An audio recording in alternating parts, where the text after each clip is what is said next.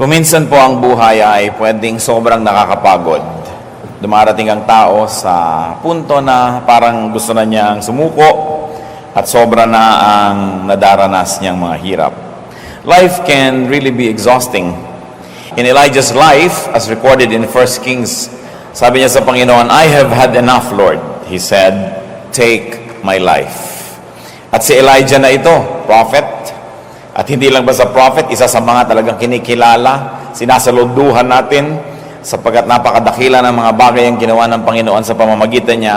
Subalit siya man ay dumating sa punto na parang hindi na niya kaya pang ipagpatuloy ang buhay at hinihingin sa Diyos wakasan ang buhay niya. Ito po ang ating pag-aaral upang mabigyan tayo ng lakas kung dumarating ang mga panahon ng panghihina. When life becomes tiring, kung sobra nang nakakapagod ang buhay. Aming Diyos, salamat po dahil kayo'y Diyos na dakila, mapagmahal, mapagpatawad. Pinagdiriwang namin ang kabutihan niyo sa aming buhay. Linisin niyo kami, Panginoon, punan niyo po ang aming mga kakulangan. At nawa, punuin niyo kami ngayon ng inyong Espiritu. Matuto kami sa kayang unawain ng isip at lampas pa dyan, unawain ng Espiritu, Panginoon. Yan ang nais namin. Nawa ang Espiritu may makipag-isa sa amin at maunawa namin kayo sa maraming paraan. Be our speaker, O Father. Quiet our hearts, still us, make us feel your presence. Teach us to enjoy your presence. Reveal yourself to us. Father, we pray that you will be speaking powerfully, that your message will come only from you, and that you will use only your servant as your footstool. Deal with us, teach us, lead us. In the name of Jesus, our teacher, we pray. When life becomes tiring, what do you do? Pag sobrang nakakapagod ang buhay, dapat munang mag-isip-isip.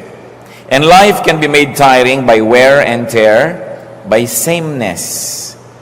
Pag dumarating po sa panahon na parang tayo yung nagsasawa, napapagod, nawawala ng excitement sa buhay, maaring pag-aralan natin kung bakit. At isa dyan, maaring nating makita paulit-ulit pala ang mga bagay na nakakapagod. Same problems over and over again. Yung problema nyo sa nanay nyo, sa kapatid nyo, sa asawa, sa kapitbahay, sa worker, yun at yun pa rin. Same weaknesses, same failures that keep manifesting over and over. And then same non-eventness of buhay, of life. Yung non-event, wala namang nangyayaring kakaiba, yun na lang nang yun, wala namang nakaka-excite, parang pag umaga, naghihintay ka ng gabi, sa gabi, naghihintay ka ng umaga, paulit-ulit, yun na lang ba yun?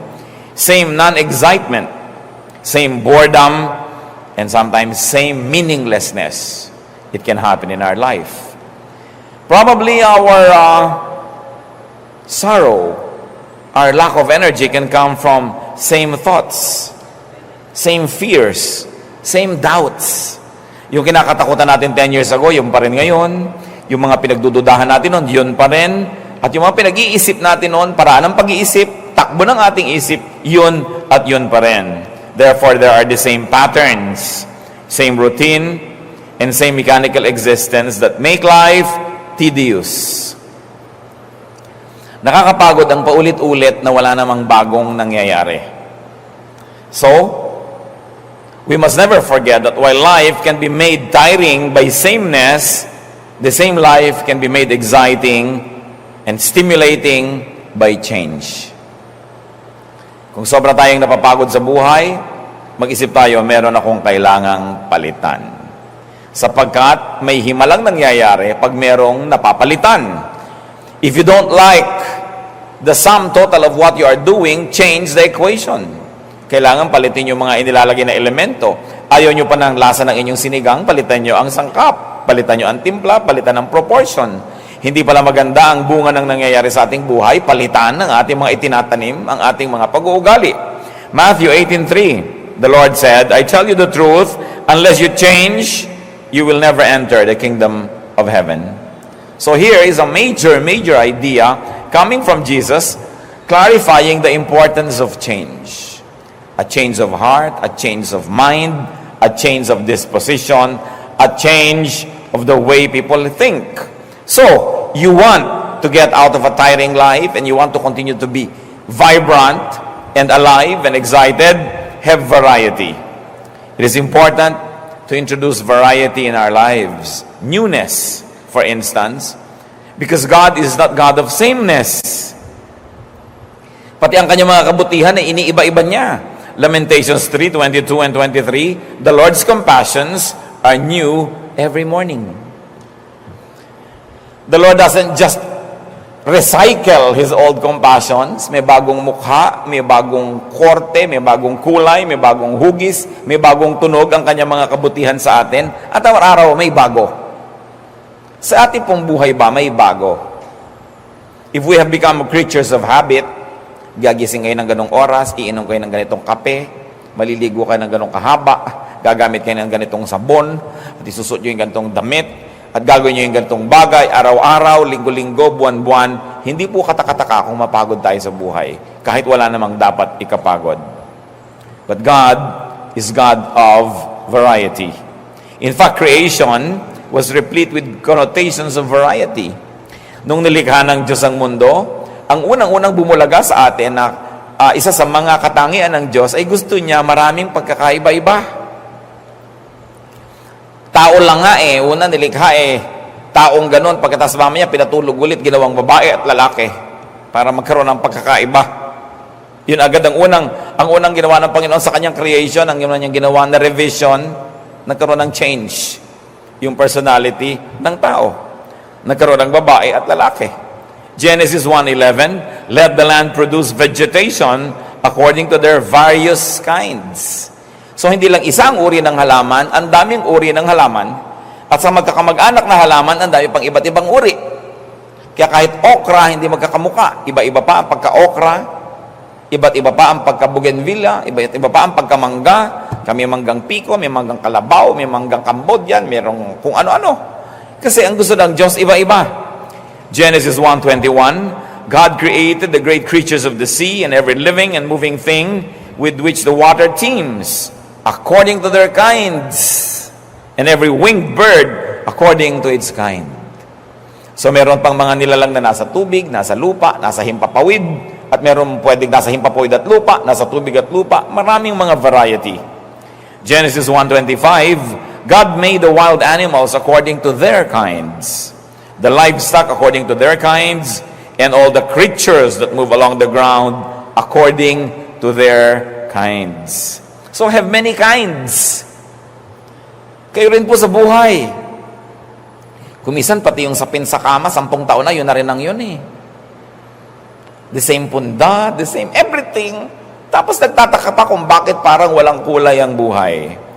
Di ba maganda naman na meron tayong mga pantakip sa kama na hindi naman kailangan maging mahal ito Na pang Pasko yung kulay. Meron pang Independence Day, red, white, and blue, nakahiga kayo sa watawat. Meron kayo halimbawa pang Holy Week, puro mga violet. Pwede kayong gumawa ng pang February, may mga puso-puso. It adds variety to life.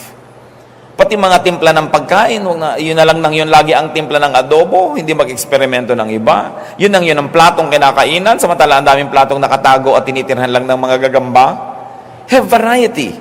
It's important because God is God of variety, and there is something magical that happens when things are changed. Yung hairstyle, pwedeng iniiba-iba yan. Damit na isinusuot. Hindi kailangan laging uniform, lalo't hindi naman talaga uniform sa trabaho, kundi nakagawian na lang, yun na lang ang yung suot mo. Vary the facets of your life. Vary your activities. Vary your calendar, and even your sense of place. Iba-ibahin ang ayos ng mga muebles, ang arrangement ng mga mesa, ng kama. Iba-ibahin ang kung saan kayo kumakain. Kuminsan kumain naman kayo sa labas. Kuminsan kumain kayo sa may gilid doon.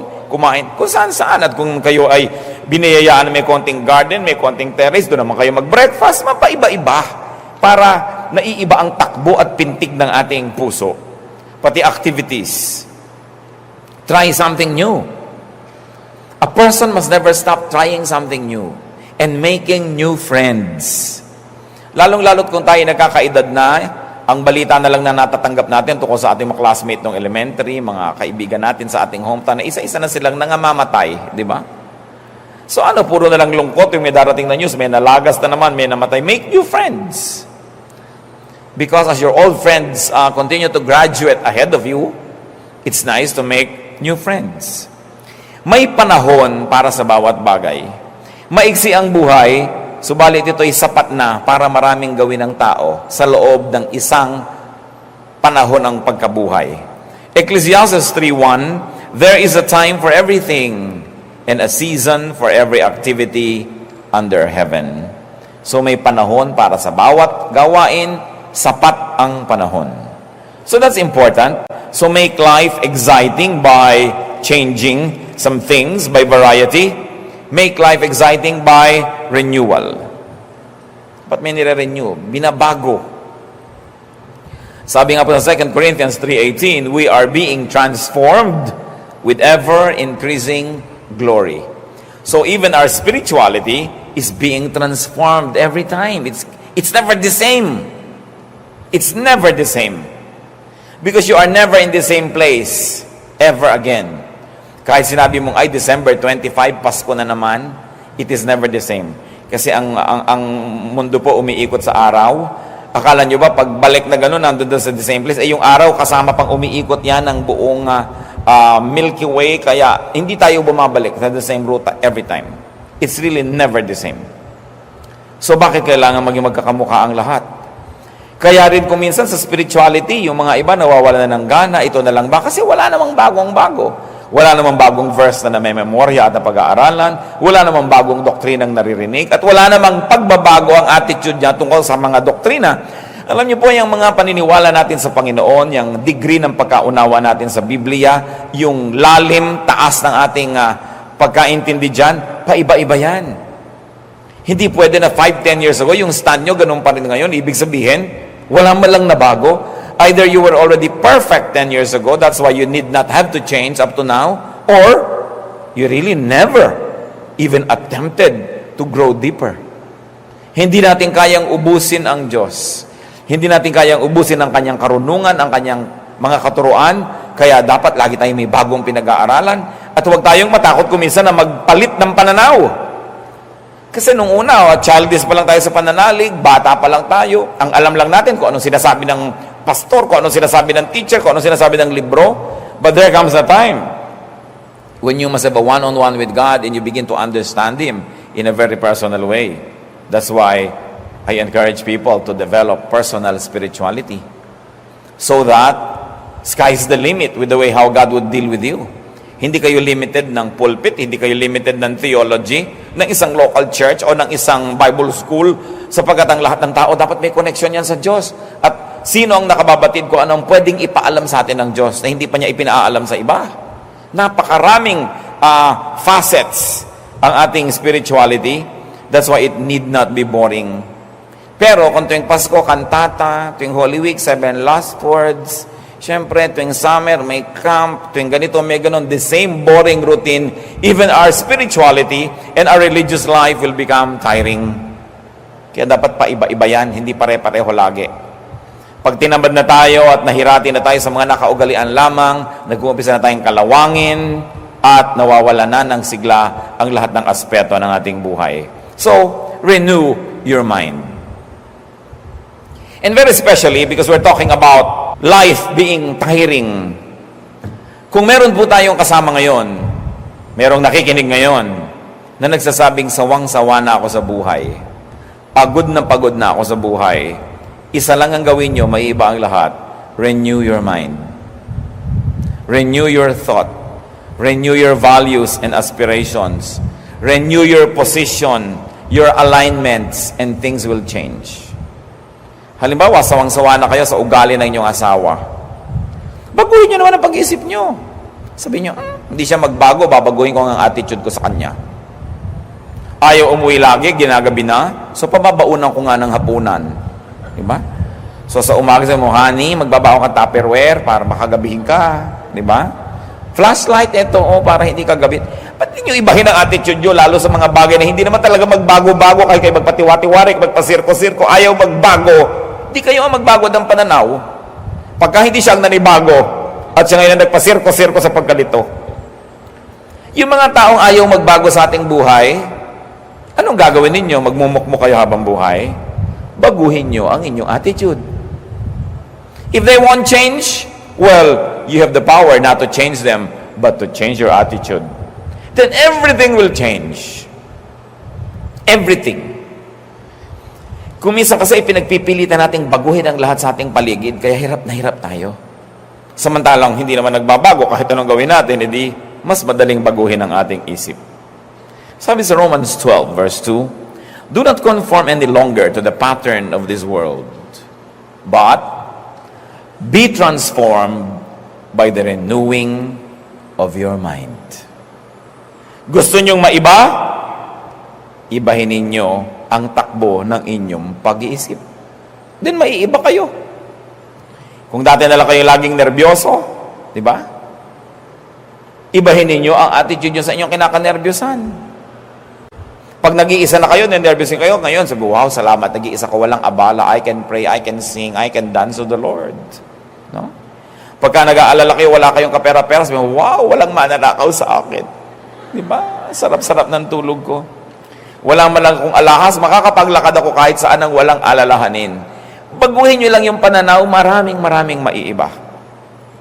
At hindi lang yan pang-kondisyon sa sarili, para utuin natin ang sarili natin para tayo sumaya. Kasi sinabi na nga be changed by the renewing of your mind. If you're not happy with the reality around you, make your own realities. Because everything is in the mind. Napakahalaga po na iisip natin ng ganitong mga bagay sapagkat ang buhay, marami tayong hindi naiiba. Kahit mo sikapin ibahin. So ba't mo naman iibahin? Di huwag na lang. Ibahin mo na lang ang iyong pananaw. And transformation begins with renewing one's mind. Ang tunay na pagbabago ay nagaganap sa loob ng isip ng tao. Begin changing things by changing the way you think. Renew what goes in your mind, and you will definitely renew what goes out of it. So renew your mind. Ano po mga kapatid ang pinoproblema niyong napakatagal na? Hindi nyo naman malutas. Kayo lang nakakaalam yan. I like you to really think about it. Then change your mind. May ugali ang anak nyo na talagang ayaw na ayaw nyo. Kahit naman daanin nyo sa santong dasalan, sa santong paspasan, daanin nyo sa galit, daanin nyo sa pag-ibig, daanin nyo sa lahat, hindi pa rin nagwa-work, palitan nyo na lang ang attitude nyo. Dahil anong gagawin ninyo? Magiging miserable kayo buong buhay. There are things that can be changed, and there are things about which we must change our mind. Then renew your spirit. Psalm 51:10, renew a steadfast spirit within me.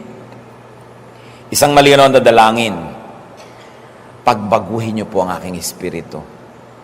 Baguhin niyo ang andar ng aking espiritu. And of course, this can happen through spiritual exercise. If you are not happy with your spirituality, if you are not happy with your spiritual strength, with your spiritual life, what do? Change your spiritual exercises. Then definitely the product will be changed.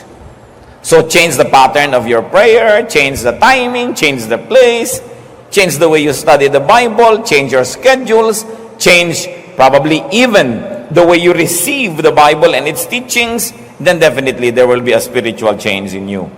And it's important that there is that change. Renew your interaction with God, and you will definitely renew your actions. Ibahin lang po natin ang ating pakikipagmabutihan sa Diyos, ang pakikisalamuha at pakikitungo natin sa Kanya, siguradong maiiba ang maraming bagay sa ating buhay. At kung talagang napapagod na tayo sa buhay, renew your strength. Sa Isaiah 40 verse 31, but those who hope in the Lord will renew their strength. They will soar on wings like eagles. They will run and not grow weary. They will walk and not faint. Lahat ng parang imposible nangyayari. Sabing ganon. Umasa ka sa Diyos at bibigyan ka niya ng bagong lakas. Sabi niya, lilipad ka ng mataas na mataas tulad ng mga agila. Wala pang ibon na nakalilipad sing taas ng agila. At yun daw ang liliparin ng taong umaasa sa Diyos. at binibigyan ng Diyos ng panibagong lakas.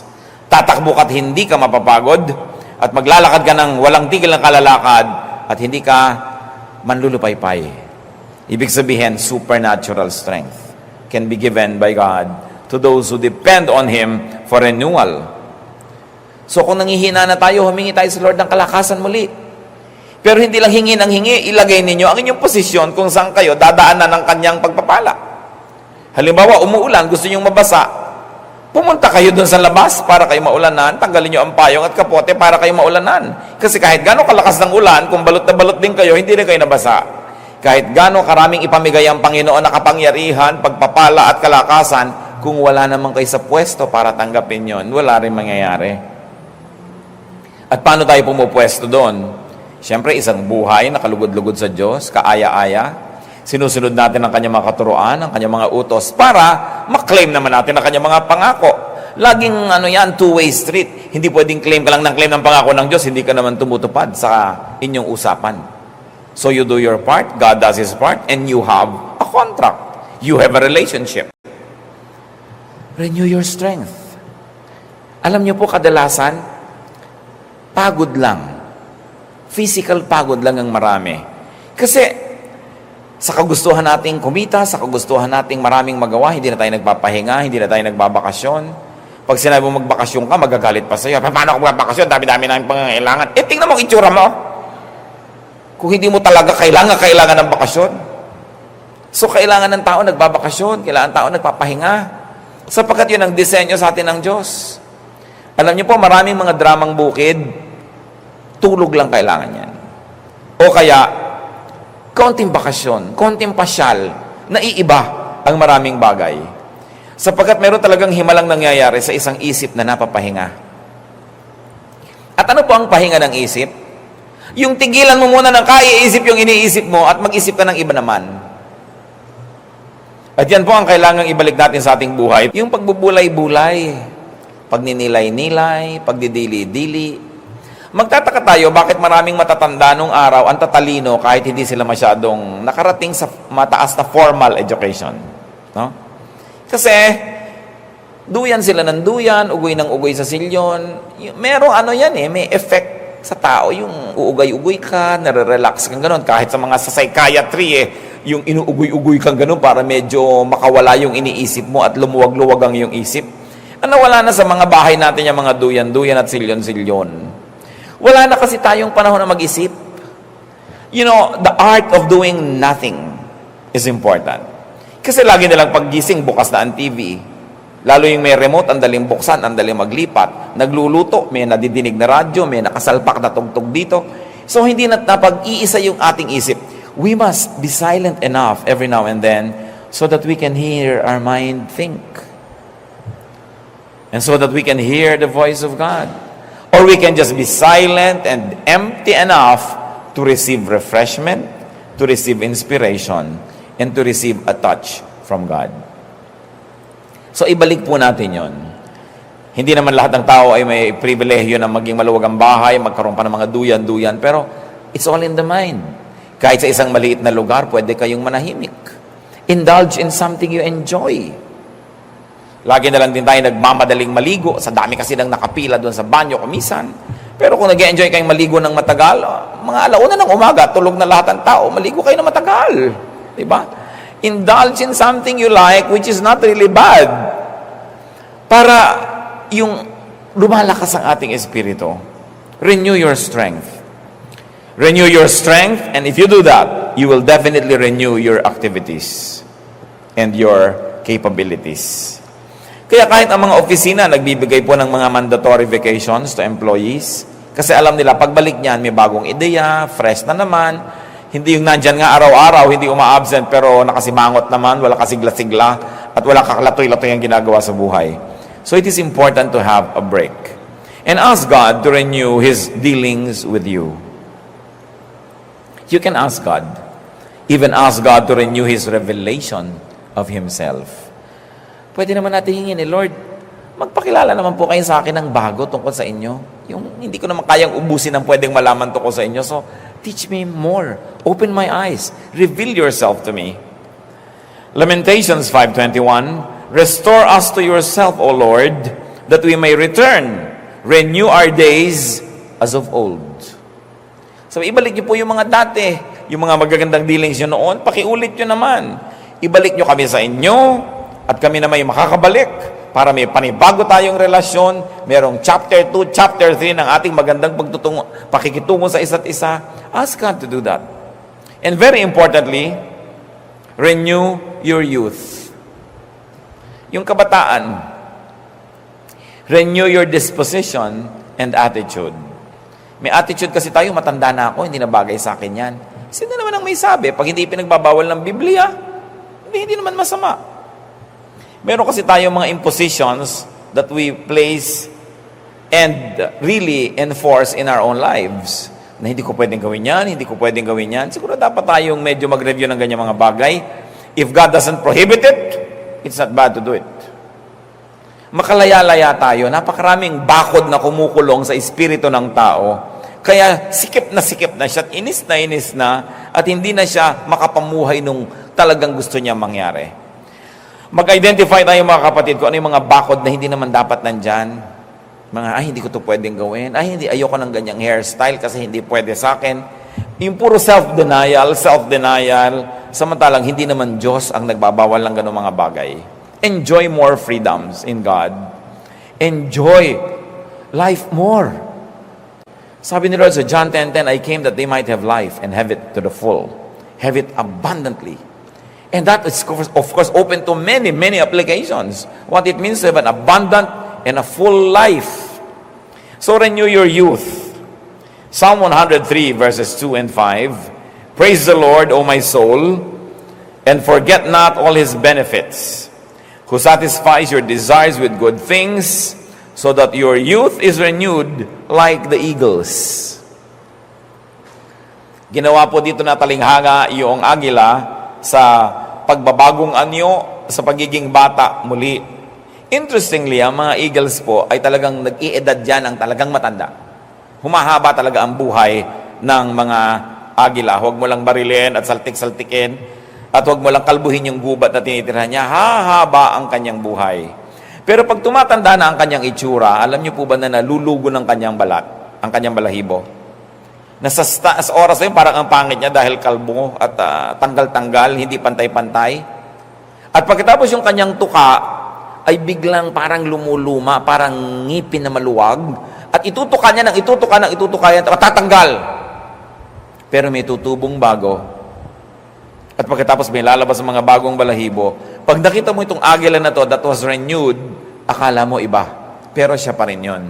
Kaya sinabi dito, the Lord satisfies your desires with good things, so that your youth is renewed like the eagles.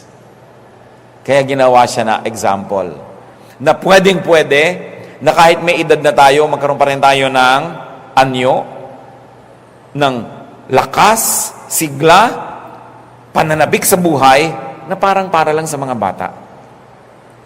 Hindi yung pagka tayo po ay nagkaedad na, parang inaantay mo na lang tawagin ka ng lupa. Kailangan meron tayong mga proyekto, meron tayong mga excitement, meron pa tayong mga inaasahang mangyayari para ang buhay patuloy na maging kasiya-siya. All in all, it's really just about changing the way we think. When life becomes tiring, you need a change of scenery. You need a change of pace. Kung mabilis, magbagal. Kung mabagal, bilisan. You need a change of focus and point of view. It's all a matter of point of view. Maraming mga bagay, pareho lang yan, pero iba ang pananaw ng iba't ibang tao, kaya ang iba't ibang tao, iba't iba ang nararamdaman tungkol sa bagay na yon. Pag umuulan at ayaw mo ng ulan, malungkot ka. Pero yung natutuwa sa ulan, masaya. So bakit hindi mo turuan ang sarili mo na bawasan ang ayaw mo sa buhay para nababawasan ang iyong mga kalungkutan? Ayaw mo pala sa ulan, turuan mo ang sarili mo na mahalin ang ulan at magustuhan yan talaga. Para tuwing umuulan, hindi ka kailangan malungkot kasi whether you're happy or sad, it will rain. That will not change. But you can change your attitude. Alam niyo po yung mga taong maraming ayaw, maraming hindi pwede, maraming kasalanan, mahirap sumaya. Ayaw pang mahiga kung ganito ang sapin. Ayaw pang kumain kung gano'n ang kutsara. Ayaw pang umupo kung gano'n ang silya. Ang dami-dami niyong hindi may enjoy sa buhay. That's why, to be happy in life, it's better to be easy. Just be easy. We don't mean morally easy, ha? Pero yung easy lang. Kung ano nandyan, sige. Bawasan po natin ang mga ayaw natin. Kasi yung mga ayaw, it's only in the mind, eh. You are only conditioned to like something or to dislike something. But then, through discipline, you say, papalitan ko ang attitude ko. Iibahin ko.